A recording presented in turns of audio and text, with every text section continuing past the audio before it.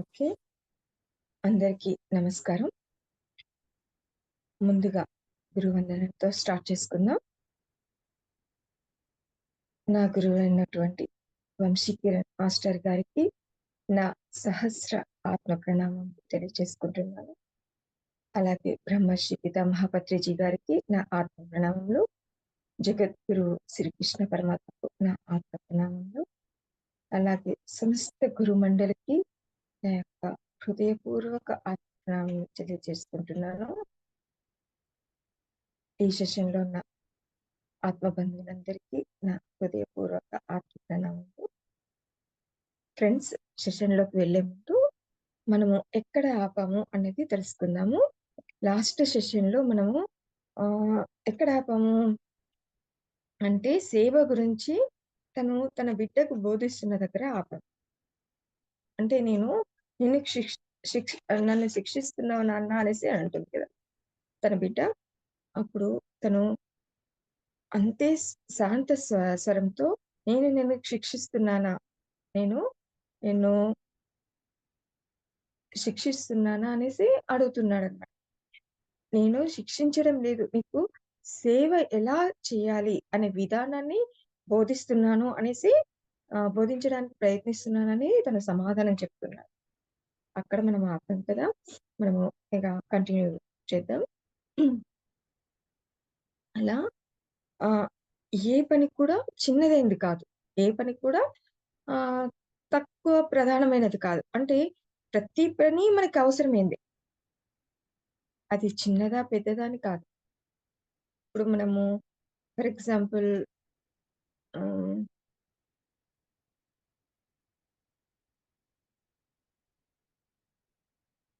మనకి మనం రోజు నిత్య కృత్యాల్లో ఎన్నో పనులు చేస్తూ ఉంటాం కదా! మరి ఆహ్, మనం ప్రతి పని కుడి చేత్తోటే చేస్తాం. అంటే కుడి చెయ్యి అంత ప్రధానమైనదా? ఎడమ చెయ్యి లేకపోతే మనకి ఎడమ చేత్తోటి ఏం అవసరం లేదా? మనం ఏ పని చేయకుండా ఉండగలమా? లేదు కదా! అంటే ఎడమ చెయ్యికున్న ప్రాధాన్యత ఎడమ చెయ్యికి ఉంటుంది. కుడి చెయ్యికి ఉండాల్సిన ప్రాముఖ్యత కుడి చెయ్యికి ఉంటుంది.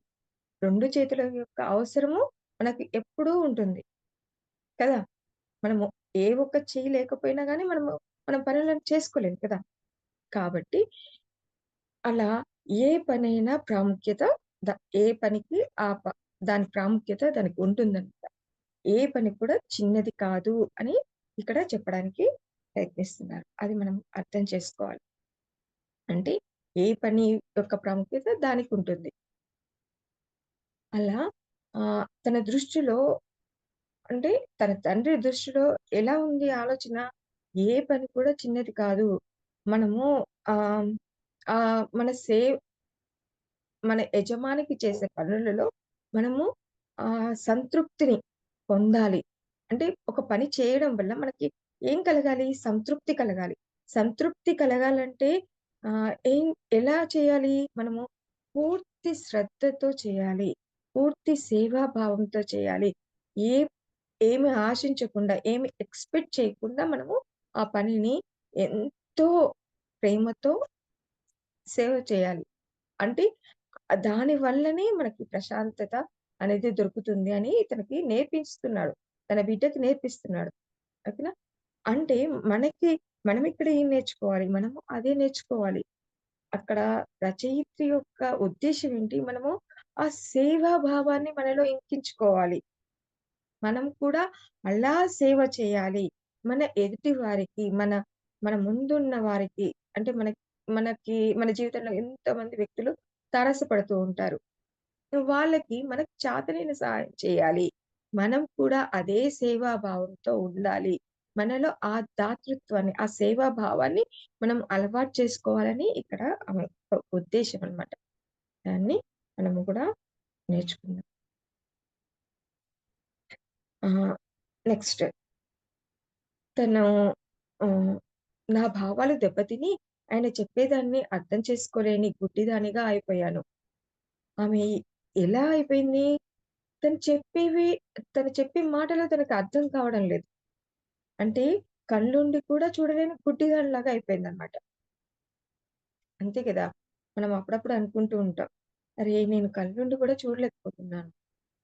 గుడ్డిదానిలాగా వ్యవహరించానే, నేనిక్కడ ఇలా చేసి ఉండకూడదే అని మనకు అప్పుడప్పుడు అనిపిస్తుంది. మనము చేసే పనుల తర్వాత మనము, మనం ఏం చేశాము అని ఆలోచించినప్పుడు మనకి అనిపిస్తూ ఉంటుంది. అలా తను కూడా అలా అనుకుంటుందన్నమాట. నాకు తెలిసిందంతా ఆయన మిగిలిన వాళ్ళను చూసినట్లుగా నన్ను చూడడం లేదు అనేది మాత్రమే. ఆమె ఉద్దేశ్యం ఏంటి? ఆయన మిగతా వాళ్ళ పట్ల చూపిస్తున్న శ్రద్ధ, కరుణ అనేది నా పట్ల చూపించట్లేదు అనేది ఆమె యొక్క అభిప్రాయం అన్నమాట. మనం కూడా అలాగే అనుకుంటాం కదా! అంటే నేర్పించేటప్పుడు మాస్టరు ఎలా ఉంటారు? కఠినంగా ఉండాలి. కఠినంగా ఉన్నప్పుడు మాత్రమే నేర్చుకోవడం జరుగుతుంది. ఇప్పుడు మనము హ్మ్. స్టూడెంట్స్‌తో ఎలా ఉంటాము? "ఏయ్! కూర్చోరా" అంటే కూర్చోవాలి.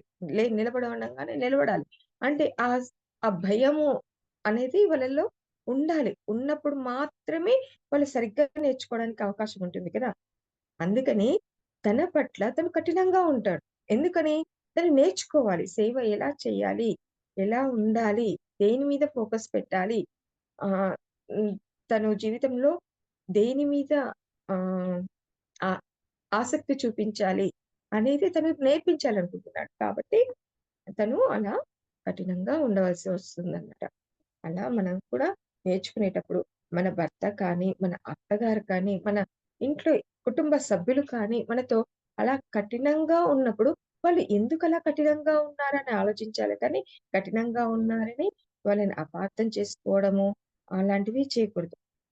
అంతేకాదు సమాజంలో మనకు ఎదురయ్యే వ్యక్తులు పట్ల కూడా అలాంటి ధోరణిని మనం అలవాటు చేసుకోవాలి అని ఇక్కడ మనం గమనించాలి. మిగిలిన వారి పట్ల ఆయన దయతో వ్యవహరిస్తూ శ్రద్ధ చూపుతాడు. వాళ్ళు తమ పని పూర్తి చేయటంలో కష్టపడుతూ ఉంటే వారికి సహాయం చేస్తాడు. కానీ నా వద్దకు వచ్చేసరికి విషయం వేరుగా ఉంటుంది. ఆయన కరుణా ప్రవృత్తిని చూసి వాళ్ళు ఆయనను ఆరాధిస్తారు. అయితే నా వద్ద ఆయన ప్రకృతి భిన్నంగా ఉంటుంది. అదే చెప్తుందనమాట. ఆయన వేరే వాళ్ళు ఆ పని చేస్తున్నప్పుడు, వేరే వాళ్ళు తమ పనులు చేస్తున్నప్పుడు వాళ్ళ పట్ల ఆయన ఎలా ఉంటారు? ఆయన వ్యవహారం ఎలా ఉంటుంది అంటే, చాలా శ్రద్ధ చూపిస్తారనమాట. "నువ్వు ఇలా కాదు, ఇలా చెయ్యి" అనేసి చక్కగా చెప్తూ ఉంటారు.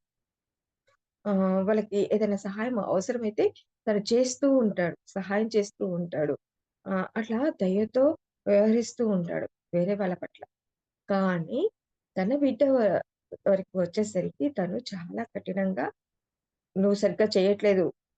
నీ నీ పని పట్ల నువ్వు శ్రద్ధ చూపించు. నువ్వు ఫోకస్ పెట్టు" అనేసి తను ఆహ్, కఠినంగా ఉంటాడన్నమాట. కఠినంగా వ్యవహరిస్తూ ఉంటాడు. అలా వాళ్ళు మిగతా వాళ్ళు ఎలా అంటే ఆయనలో ఆ దయ, కరుణ చూసి ఆరా వాళ్ళు ఆరాధిస్తూ ఉంటారు. ఆయనని ఎంతో ఆహ్, చాలా చక్కగా అభిమానిస్తూ ఉంటారు. ఆయన చెప్పిన దానికి ఏ పనైనా చేసుకుంటూ వెళ్తారనమాట. అలా ఈమె దగ్గరకొచ్చేసరికి అది భిన్నంగా ఉంటుంది. ఆయన ప్రకృతి అనేది అంటే తన వ్యవహ వ్యవహార శైలి అనేది మారిపోతూ ఉంటుంది. అంటే ఇక్కడ తను ఆహ్, తన పట్ల కఠినంగా ఉండడానికి కారణం ఏంటి? తను శ్రద్ధ చూపట్లేదు. తను దేని పట్ల ఫోకస్ పెడుతుంది? అంటే ఈ పని చిన్నది. ఇది చాలా నీచమైనది. ఆహ్, నేను బ్రాహ్మణురాలిని. కాబట్టి నేను ఈ పని చేయకూడదు. నేను ఇంతకంటే మంచి పని చేయాలి.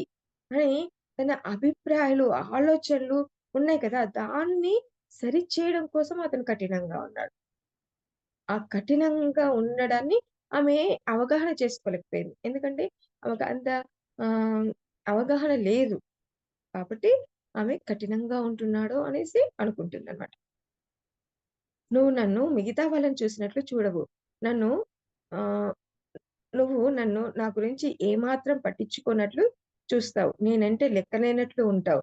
ఎప్పుడూ ఇంతే అని ఏడుస్తూ గది బయటకు వెళ్ళారు. అంటే ఆమె ఆహ్, ఏమని అంది, "నువ్వెప్పుడూ అంతే ఉంటావు. నా పట్ల చాలా కఠినంగా ఉంటావు. వేరే వాళ్ళ పట్ల చాలా ఎంతో శ్రద్ధ చూపిస్తావు. దయతో, కరుణతో ఉంటావు. కానీ నా దగ్గరికొచ్చేసరికి నువ్వు ఎంతో కఠినంగా ఉంటావు. నువ్వెప్పుడు ఇంతే" అనేసి ఏడుస్తూ గది బయటికి వెళ్ళిపోతుంది. మనం కూడా అలాగే చేస్తాం కదా! మన తల్లిదండ్రుల పట్ల. టీచర్ల పట్ల హ్మ్. వాళ్ళు ఆహ్, వాళ్ళు మన పట్ల కఠినంగా ఉండడానికి కారణం ఏంటి? మనం నేర్చుకోవాలి. వాళ్ళు చెప్పే దాన్ని మనము ఆహ్, చెప్పే విషయాన్ని మనలోకి ఇంకించుకోవాలి. మన ప్రవర్తనలో మార్పు రావాలి అన్నది వాళ్ళ ఉద్దేశ్యం కదా! అది మనం అర్థం చేసుకోకుండా వాళ్ళు మన పట్ల కఠినంగా ఉన్నారు అని మనం అర్థం చేసుకుంటూ ఉంటాం. తర్వాత వాళ్ళు దూరమైనప్పుడు మనకు అర్థమవుతుంది. వాళ్ళు అప్పుడు ఆ విధంగా ఎందుకు ప్రవర్తించారు అనేది మనకి ఉండంగా వాళ్ళు ఉండంగా మనం తెలుసుకోలేం. వాళ్ళు దూరమైతేనే మనకు అర్థమవుతుంది. నా వెనక నుంచి ఆయన "మీనాక్షి వెనుకకు రా" అని పిలిచారు.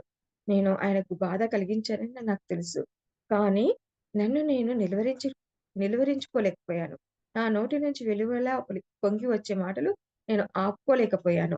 తండ్రి అన్న మాట పక్కన పెట్టి పెద్దవాళ్ళతో అలా మాట్లాడటం చాలా పెద్ద తప్పే.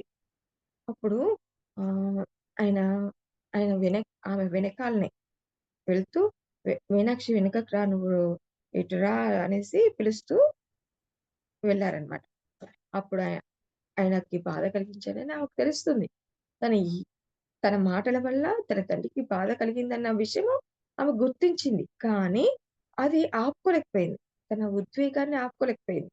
తన మనసులో ఉన్న భావాన్ని వ్యక్తీకరించలేక వ్యక్తీకరించకుండా ఉండలేకపోయింది. అంటే తన మనసులో ఉన్న ఆహ్, బాధ అనేది ఆ మాటల రూపంలో వెల్లువలా బయటికొచ్చేసాయన్నమాట. అలా తన్ తండ్రి అన్నమాట పక్కన పెడితే, ఆయన ఎలా వ్యవహరించినా, ఏం చెప్పినా, తన మంచి కోసమే అనుకున్నా, ఆ మాటను పక్కన పెడితే మాత్రం, పెద్దవాళ్ళతో అలా వ్యవహరించడం అనేది తప్పు కదా! అది ఆమెకి తెలుస్తుంది. నేను తప్పు చేశాను. నేను ఆయనని వ్యతిరేకించాను.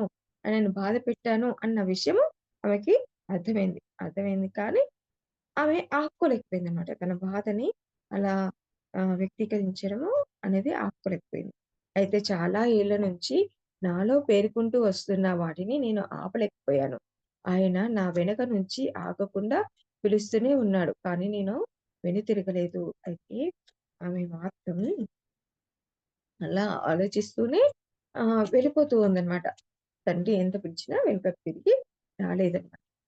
నెక్స్ట్ తన పనులన్నిటికి పశ్చాత్తాపపడుతూ ఆ రోజంతా అడవిలో దాక్కున్నాను. ఆయన నన్ను శిక్షిస్తే శిక్షించని. నేనేమీ లక్ష్య పెట్టను అనుకున్నాను. మా ఇద్దరి సంభాషణను మనసులో పదే పదే వెళ్ళవేసుకున్నాను. నేను సరిగ్గానే ఉన్నాను అనే ఆయనే నన్ను పట్టించుకోలేదు అని నాకు నేను నచ్చ చెప్పుకునే ప్రయత్నం చేశాను. నేను ఆయనకు భారంగా మారాను. దానికి ఆయన ఎన్నటికీ క్షమించరు. అయితే ఆమె మనసులో భావాలెలా అంటే ఆమె పశ్చాత్తాపపడుతుంది. నేను తప్పు చేశాను. ఆయనని వ్యతిరేకించాను. ఆయన మాటలను అర్థం చేసుకోలేకపోయాను. ఆయనకు బాధ కలిగించాను అని బాధపడుతూనే, పశ్చాత్తాపపడుతూనే అడవిలోనే దాక్కుందనమాట రోజంతా. ఆయన నన్ను శిక్షిస్తే శిక్షించని. దానికి అంటే నేను ఎదురు సమాధానం చెప్పినందుకు నన్ను కోప్పడితే కోప్పడని, బాధపెడితే బాధపెట్టని. కానీ నేను దాన్ని లక్ష్యపెట్టను. దాన్ని లెక్క చేయను అంటుంది. దాన్ని పట్టించుకోను అంటుంది. అంతే. అంతేగాని మా ఇద్దరి సంభాషణను మనసులో పదే పదే వెల్లవేసుకున్నాను. అంటే ఆమె ఏమని గుర్తు చేసుకుంటుంది? తనేమన్నాడు? నేనేమన్నాను దానికి? నేనెలా రియాక్ట్ అయ్యాను అనేసి ఆ విషయాన్ని పదే పదే పదే పదే వెల్లవేసుకుంటుంది. మనం కూడా అంతే కదా ఫ్రెండ్స్. ఒక వ్యక్తితో మనకు గొడవ జరిగినప్పుడు మనం కూడా అలాగే ఆలోచిస్తాం. మనము ఆ టైంలో అలా ఎందుకు మాట్లాడాం? అతను ఏమంటే మనం ఆ మాట అనాల్సొచ్చింది. మనం అన్నది కరెక్టేనా? ఎదుటి మనిషిని మనం బాధ పెట్టామా లేదా? మనము సరిగ్గానే ఉన్నామా లేదా? అని మనల్ని మనము విచారించుకుంటాం కదా! అలాగే తను కూడా ఆహ్, తనని తను సపోర్ట్ చేసుకుంటుంది. లేదు నేను కరెక్ట్‌గానే ఉన్నాను. తను అన్నదానికి నేను కరెక్ట్‌గానే సమాధానం చెప్పాను. నేను కరెక్ట్‌గానే ఉన్నాననేసి తనని తాను ఆహ్, సమర్థించుకుంటుందనమాట. మనం కూడా అలాగే ఉంటాం కదా! మనం తప్పు చేసినా, మనం తప్పు చేయలేదు. మనం కరెక్ట్‌గానే ఉన్నాము. వాళ్ళన్న దానికి మనం అన్నాం. మనదేం తప్పుది లేదు. మనం ఆ మాటలు ఎందుకు అనాల్సొచ్చింది? ఎదుటి వాళ్ళు ఆహ్, ఆ మాటలన్నారు కాబట్టి దానికి తగ్గట్టుగా మనం సమాధానం చెప్పాల్సొచ్చింది. లేకపోతే మనం ఆ మాటలు ఉపయోగించే వాళ్ళం కాదు అని మనల్ని మనం సమర్థించుకుంటూ ఉంటాం గదా! అలాగే తను కూడా తనని తాను సమర్థించుకుంటూ ఉందనమాట. తను జరిగిన విషయాలనన్నిటిని గుర్తు చేసుకుంటూ తనని తను సపోర్ట్ చేసుకుంటుంది. అంతే గదా! మనల్ని మనం సపోర్ట్ చేసుకోవాలి. వేరే వాళ్ళు సపోర్ట్ చేయరు కదా! శభాష్! నువ్వు మంచి పని చేసావు. నువ్వు కరెక్ట్‌గానే అన్నావు అనేసని అనరు కదా! మనల్ని మనం మెచ్చుకుంటాం కదా! అలా తనని తాను, తనని తాను నచ్చచెప్పుకుంటుందనమాట. ఒక దిక్కు తన అంతరాత్మ నువ్వు తప్పు చేశావు అంటుంది.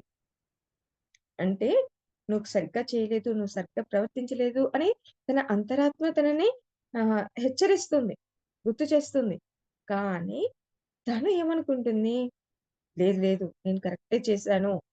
ఆ సంభాషణంతా గుర్తు తెచ్చుకొని, నేను అప్పుడు ఆ సమయంలో కరెక్ట్‌గానే ఉన్నాను అని తనని తను సమర్థించుకుంటోంది. అలా మనం కూడా మనల్ని మనం సమర్థించుకుంటూ ఉంటాం. మన తప్పును మనం గుర్తించం. మన అంతరాత్మ మనకు చెప్తూనే ఉంటుంది. మనము మనము కరెక్ట్ చేశామా? లేదా? అనేది మనకి ఆహ్, గుర్తు చేస్తూనే ఉంటుంది మన అంతరాత్మ. లేదు నువ్వు ఇక్కడ సరిగ్గా చేయలేదు. నువ్వు ఇక్కడ తప్పు చేశావు అనేసి మనల్ని నిలదీస్తుంది. కానీ మనము దాన్ని ఒప్పుకోం. కానీ మనం చేయాల్సిన పనేంటంటే దాన్ని ఒప్పుకోవడం. దాన్ని ఒప్పుకోవాలి. ఒప్పుకున్నప్పుడే మనము మన ప్రవర్తనని సరిచేసుకోవడానికి అవకాశం ఉంటుంది. ఇక్కడ చిన్న ఎగ్జాంపుల్ చెప్తాను. శ్రీకృష్ణుడి భక్తుడు శ్రీరాముడు. అతను చాలా భక్తి అన్నమాట. ఎన్నో సంవత్సరాలుగా శ్రీకృష్ణుని పూజిస్తూ, ఆరాధిస్తూ ఉంటాడు. తనని చూడాలి, తనని కలుసుకోవాలి, తనతో మాట్లాడాలి అని ఆరాటపడుతూ ఉంటాడు. తన ఆరాటము ఒకనాటికి నెరవేరుతుందండి. బ్రహ్మదేవుడు శ్రీకృష్ణుని దగ్గరికి పంపిస్తాడు ఒక సందేశాన్నిచ్చి. "నువ్వు శ్రీకృష్ణుని దగ్గరికి వెళ్ళు, ఒక సందేశాన్ని అందించు. శ్రీకృష్ణుడు భూమి మీద జన్మ తీసుకోవాల్సిన సమయం ఏర్పడింది. కాబట్టి తన మాయతో ఈ భూమి మీద అవతరించమని శ్రీకృష్ణుడికి నా మాటగా చెప్పు" అనేసి బ్రహ్మదేవుడు పంపిస్తాడన్నమాట శ్రీరాముడిని. అప్పుడు శ్రీరాముడు నారదుడితో కలిసి శ్రీకృష్ణుడున్న లోకానికి వెళ్ళడానికి ప్రయాణమవుతాడు. అతను వెళ్తూ ఉంటాడు. పుష్పక విమానం ఉంటుంది కదా! దాంట్లో కూర్చొని వెళ్తూ ఉంటాడు. ఎప్పుడు శ్రీకృష్ణ, శ్రీకృష్ణ అనేసి శ్రీకృష్ణుడే తలుస్తూ ఉంటాడనమాట. అంటే తను పూజించే శ్రీకృష్ణుడే గొప్పవాడు. అతని కంటే గొప్పది ఈ సృష్టిలో ఏదీ లేదు అన్న భావన అతని మనసులో ఉంటుంది.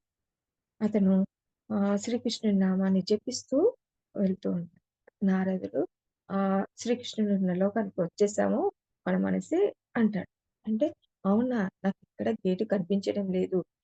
ఎలా తెరుచుకుంటుంది గేటు అనేసనంటే, నువ్వు అతని నామాన్ని ఉచ్చరించు అంటాడు. అంటే జై శ్రీకృష్ణ అని 3 సార్లు ఉచ్చరిస్తాడనమాట. గేటు తెరుచుకోదు. అప్పుడు నారదుడు అంటాడు, "నువ్వు సగమే ఉచ్చరించావు శ్రీకృష్ణుడి నామాన్ని. జై రాధాకృష్ణ అను అది తెరుచుకుంటుంది" అనేసనంటాడు. అంటే అతని మనసు ఒప్పుకోదు. ఎందుకని? రాధెవరు?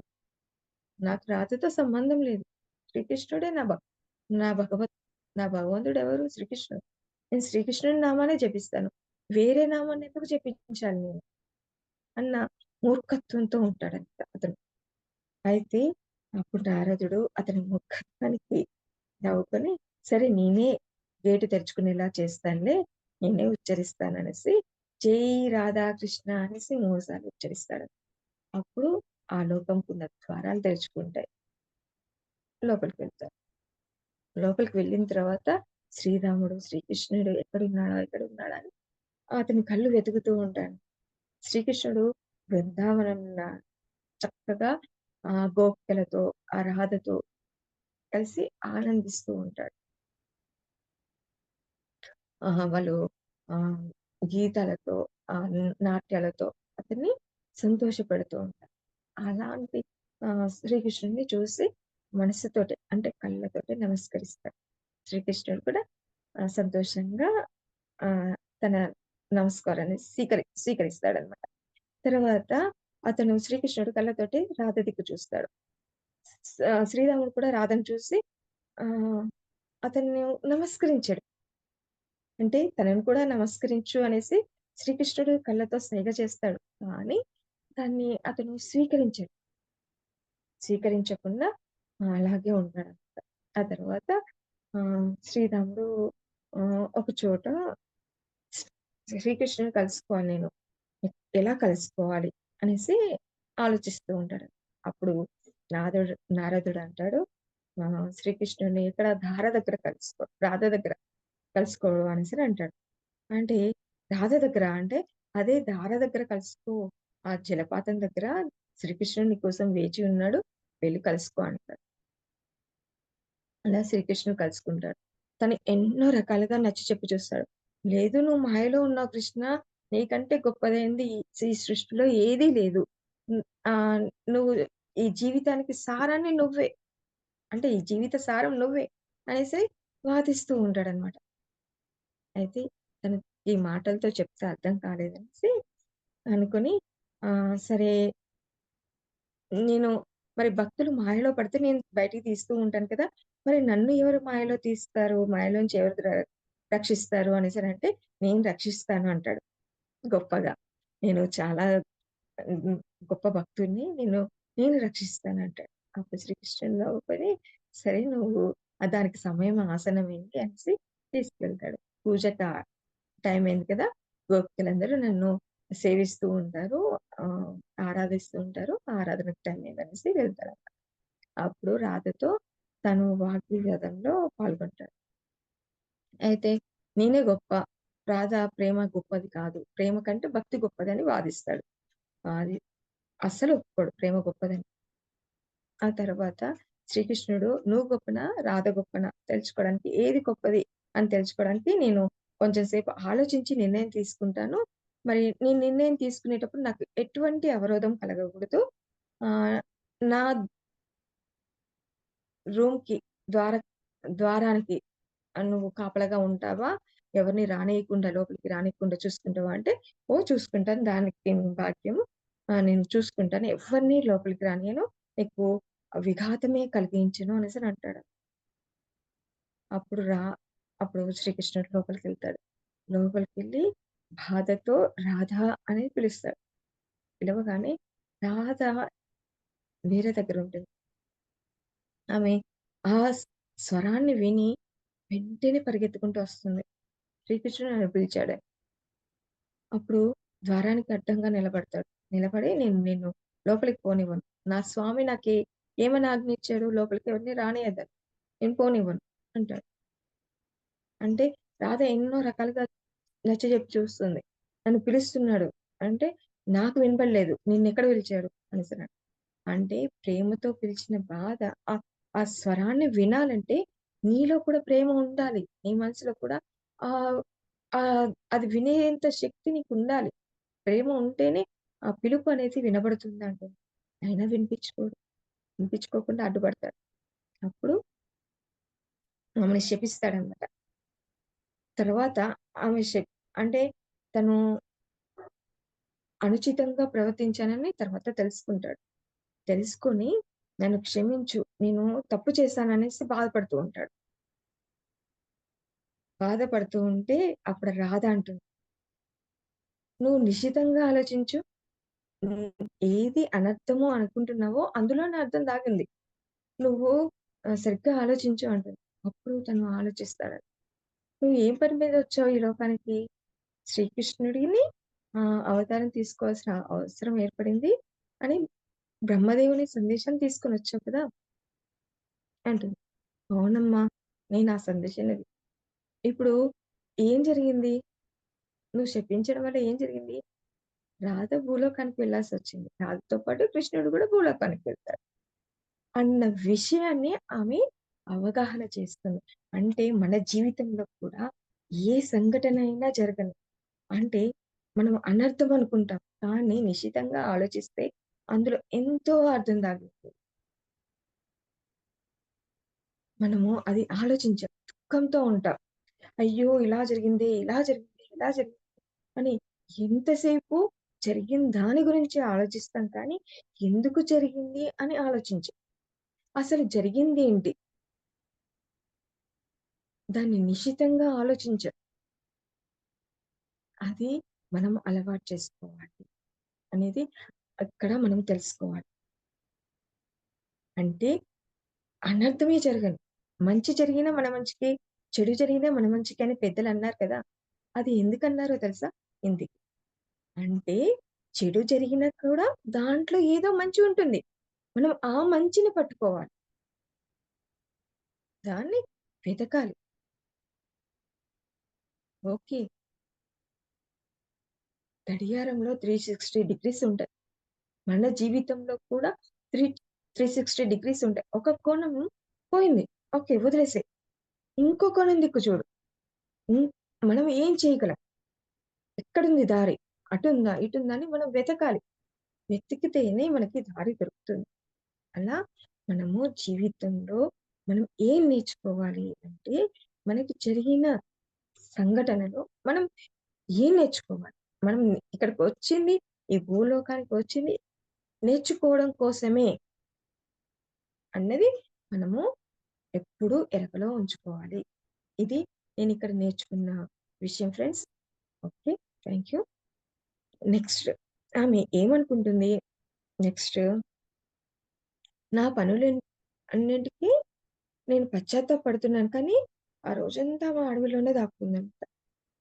ఇంకా పైగా తనని తాను సమర్థించుకుంటూ ఉంది. నేను చేసింది కరెక్టే అని.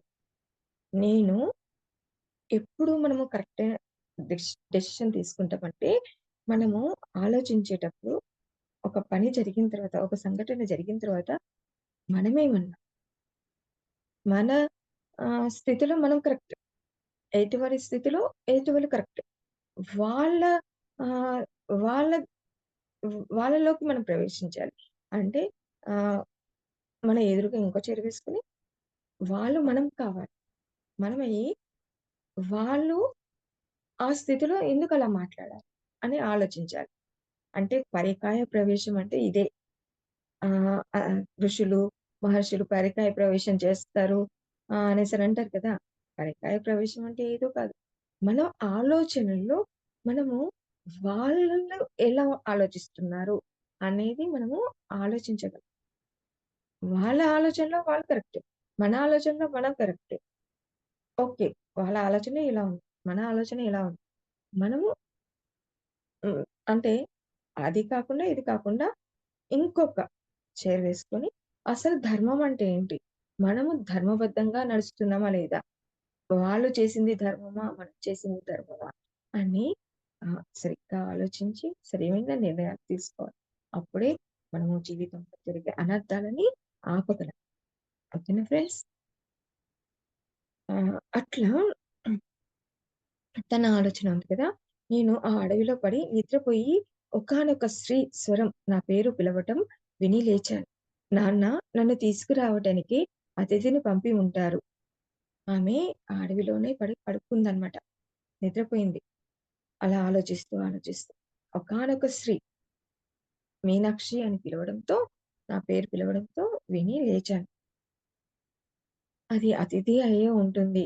నాన్న నన్ను తీసుకురావడానికి అతిథిని పంపించి ఉంటాడని ఆమె అనుకుందనమాట. మా నాన్నను వెంటనే చూడకూడదు. రాత్రంతా అడవిలోనే ఉండాలి అనుకున్నాను. బహుశా ఆయనను నేను భయపెట్టాలే అని అనుకుని ఉంటాను. నాకు ఏదైనా జరిగిందేమో అని దానిని ఆయన ఏమని భావించారో, అసలు నా పట్ల ఆయనకి ప్రేమ ఉందో లేదో తెలుసుకోవాలనుకున్నాను. నేను అడవిలో మరింత చొచ్చుకు వెళ్ళటానికే లేచాను. కానీ అతిథి నన్ను చూసి పరుగున వచ్చి పట్టుకుంది. ఆమె మొఖంలోని భావం చూడగానే నేను ఆగిపోయాను.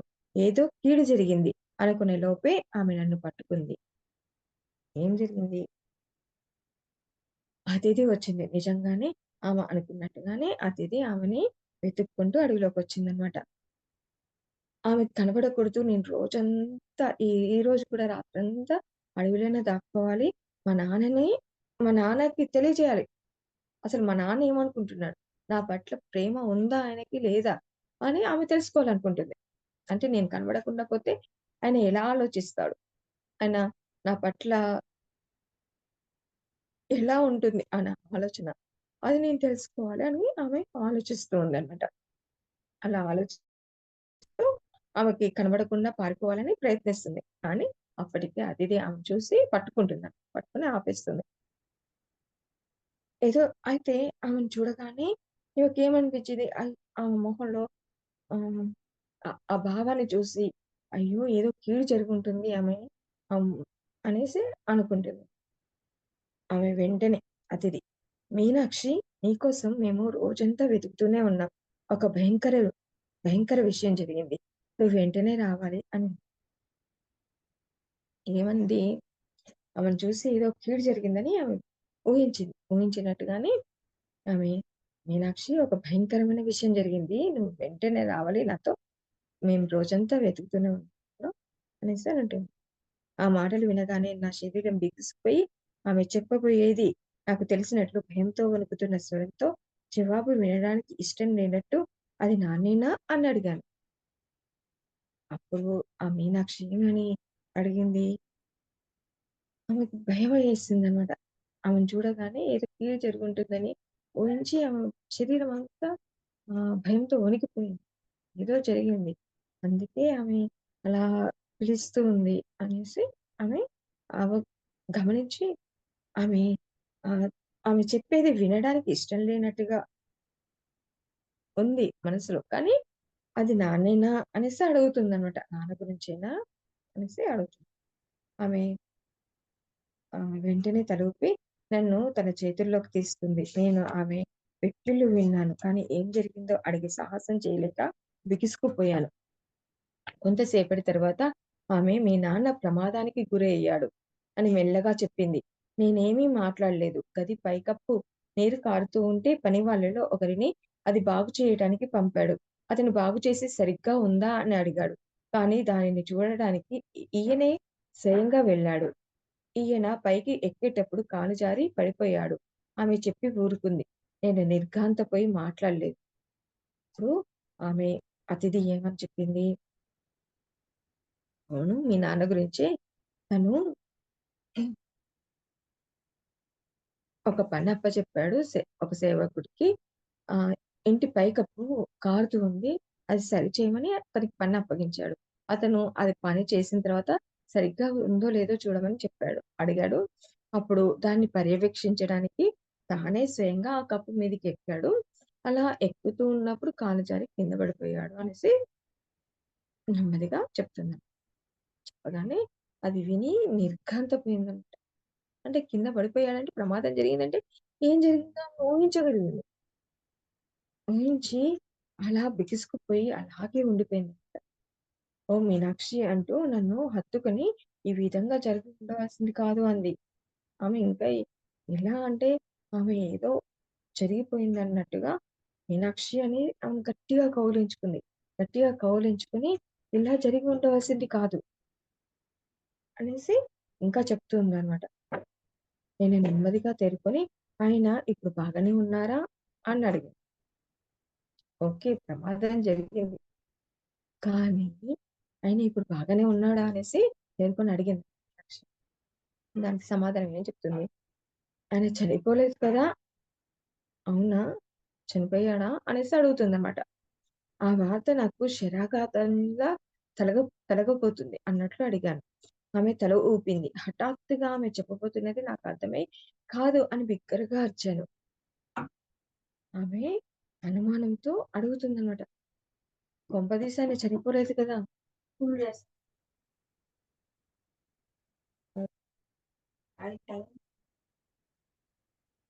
ఇంకా 10 మినిట్స్. ఓకే. అయితే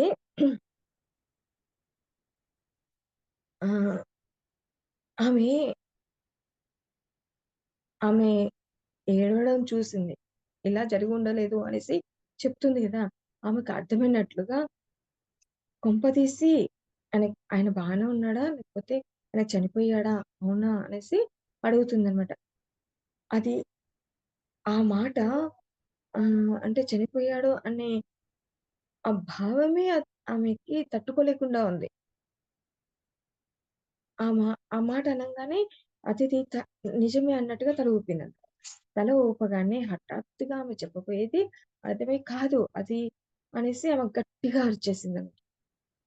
అమ్మో! అలా జరిగి ఉండొద్దు. అది కాదు ఆయన చనిపోలేదు అన్నట్టుగా గట్టిగా అరిచిందనమాట. ఆ విధంగా జరిగి ఉండదు అని ఉరిమిందనమాట. నా శరీరమంతా భయపూరిత ప్రకంపనలు వెలువడ్డాయి. నేను వాటిని నిలిపి ఉంచుకోలేదు. ఏదో మెరుపు మెరిసినట్లయింది. శరీరమంతా కంపించింది. అతిథి వెనుదిరిగి నన్ను మళ్ళీ తన చేతుల్లో పొదుపుకొని నా ఏడుపు ఆగేదాకా పట్టుకుంది. ఆమె నో అంటే మనం ఏదైనా సడెన్‌గా విన్నప్పుడు ఎలా రియాక్ట్ అయితాం? నో అది అలా జరిగుండదు అనేసని అంటాం కదా! అలాగే ఆమె కూడా రియాక్ట్ అయింది. అలా జరిగుండదు. మా నాన్న చచ్చిపోలేదు. నువ్వు అబద్ధం చెప్తున్నావు అన్నట్టుగా గట్టిగా అరిచింది. అరిచి భయంతో బిగ్గరగా ఏడవసాగింది. ఆమె వణికిపోతుంది. ఆమె శరీరమంతా. అప్పుడు అతిథి ఆమె తన చేతుల్లోకి తీసుకుంది. తను గట్టిగా కౌగిలించుకొని ఆమె ఓదారుస్తూ ఉందంట.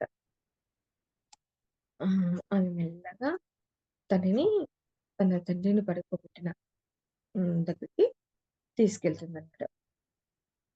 అతిథి వెనుతిరిగి నన్ను తన చేతుల్లో పొదుపుకొని నా ఆడు నా ఏడుపు ఆగేదాకా పట్టుకుంది. చాలా సేపు అలా ఉన్నాక ఆమె నన్ను మా నాన్న శరీరం పడుకోబెట్టిన చోటుకి తీసుకువెళ్ళింది. మిగిలిన పని వాళ్ళంతా దహనానికి ఏర్పాట్లు చేస్తున్నారు. నాన్న నన్ను క్షమించు. నేను చేసిన ప్రతి పనికి క్షమించు. నన్ను వదిలిపెట్టి వెళ్ళావు. ఎందుకు వెళ్ళావు? అని ప్రాణం లేని కట్టని ప్రశ్నించాను. నన్ను ఒంటరిని చేసి వెళ్ళావు వణికే స్వరంతో గొనిగాను. ఆమె ఎక్కడికి తీసుకెళ్ళింది అతిథి ఆమెని? వాళ్ళ నాన్న శవాన్ని పడుకోబెట్టిన చోటికి నెమ్మదిగా తీసుకెళ్ళిందంట. తీసుకువెళ్ళగానే బోరున ఏడుస్తూ వాళ్ళ నాన్నని అడుగుతుంది. నన్ను క్షమించు, క్షమించు అనేసి. అంటే నిన్ను బాధ పెట్టాను. నువ్వు చెప్పేది నేను అర్థం చేసుకోలేకపోయాను అనేసి ఏడుస్తుంది. నేను చేసిన ప్రతి పనికి క్షమించు అనేసి, నన్ను ఎందుకు వదిలిపెట్టి వెళ్ళావు అనేసి ఆమె ప్రాణం లేని కట్టెని అడుగుతుంది. అంటే ప్రాణం ఉండంగా అడగలేకపోయింది ఆ విషయాన్ని. కానీ ప్రాణం పోయిన తర్వాత అడుగుతుంది. మనం కూడా మన జీవితంలో ఎన్నో విషయాల్లో ఇలాగే ఉంటాం. మనము అడగాల్సిన టైంలో అడగం. వ్యక్తులు మన ముందు ఉన్నప్పుడు మనము అది అడిగి క్లియర్ చేసుకోం. వాళ్ళు పోయాక వాళ్ళని అర్థం చేసుకుంటాం. వాళ్ళతో వాళ్ళని అయ్యో! నువ్వు ఉండంగా నేను అర్థం పోయాను. నేను ఎంత మూర్ఖంగా ప్రవర్తించాను. నన్ను క్షమించని మనము ఎంతో పశ్చాత్తాపపడతాం కదా! అలా మనము పడకుండా ఉండాలంటే మనము ఎరుకలో ఉండాలి ఎప్పుడు. మన ఆహ్, సన్నిహితులతో ఎలా ఉండాలి? మన గురువులతో ఎలా ఉండాలి? మన ఫ్రెండ్స్‌తో ఎలా ఉండాలి? అనేది మనము హ్మ్. ఇక్కడ మనము నేర్చుకోవాలి. మనం వాళ్ళతో ఉంటే ఏదైనా అభిప్రాయ భేదం వస్తే చర్చించి, అవగాహన చేసుకొని, దాన్ని సాల్వ్ చేసుకోవడానికి ప్రయత్నించాలి. కానీ ఇలా ఆహ్, హ్మ్, మాట్లాడకుండా దూరంగా ఉంటూ ఆహ్, ఆ దూరాన్ని పెంచుకుంటూ ఉండకూడదు. వాళ్ళతో మాట్లాడాలి. మనసు విప్పి మాట్లాడాలి. మన అభిప్రాయం ఏంటో చెప్పాలి. వాళ్ళ అభిప్రాయం ఏంటిదో తెలుసుకోవాలి. తెలుసుకొని మనము దానికి అనుగుణంగా మనల్ని మనం మార్చుకుంటూ ముందుకు వెళ్ళాలి అనేది మనం ఇక్కడ నేర్చుకోవాలి. Okay friends. ఆహ్, మనము ఇక్కడితో ఆపేద్దాము. ఎందుకంటే ఆహ్, టైం అయిపోతుంది. Okay friends. మరి ఇంతసేపు ఆహ్, చాలా ఓపికగా విన్నందుకు మీ అందరికీ నా కృతజ్ఞతలు, ధన్యవాదాలు తెలియజేసుకుంటున్నాను. ఇంతటితో ముగిస్తున్నాను ఈ సెషన్. మళ్ళీ వచ్చే సెషన్‌లో కలుసుకుందాము. హ్మ్. ఎవరైనా మాట్లాడాలి అనుకుంటే మాట్లాడండి.